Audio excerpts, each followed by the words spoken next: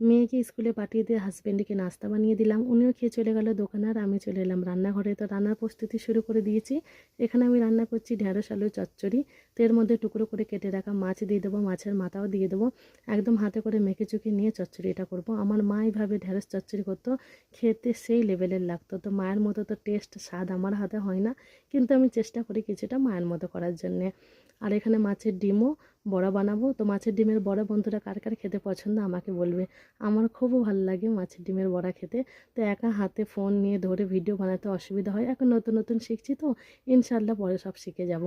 তো ভাতের মধ্যে আমি উচ্ছে আর আলু সেদ্ধ করতে দিয়ে দিয়েছিলাম। উচ্ছে আলু সেদ্ধ করে ছানা খুবই ভালো লাগে, আমি আমার শাশুড়ি মার কাছ থেকে শিখেছি এই খাওয়াটা। তো দেখো মচমচে করে আমার বড়াটাও বানানো হয়ে গেছে। আর মেয়ের জন্য এখানে বানাবো মাংস কষা, কেন মেয়ে না মাছ খায় না মাছের ডিম খায়। তো ওর জন্য মাংস কষা একটু বানাবো। মশলাটা আগে কষিয়ে নিয়ে তো মাংসটা দিয়ে আমি কিছুক্ষণ কষিয়ে নেব। তো ও কেননা জানি না মাছ দেখলেই কান্না শুরু করে দেয়। তো দেখো মাংস কষাটা হয়ে গেছে, উপর থেকে গরম মশলা দিয়ে আমি নামিয়ে দেবো। একদম রান্না বান্না সব কমপ্লিট হয়ে গেছে। আর আমার এই দুষ্টু মুষ্টু মেয়েটা স্কুল থেকে চলে এসেছে, ভিডিও বানাচ্ছি দেখে তো ও চলে এলো ভিডিওতে। তো আমার ভিডিও আপনাদের কেমন লাগে কমেন্টে জানাবেন, ভালো লাগলে লাইক কমেন্ট করে পাশে থাকবেন। বাই বাই, টাটা, শুভ দুপুর।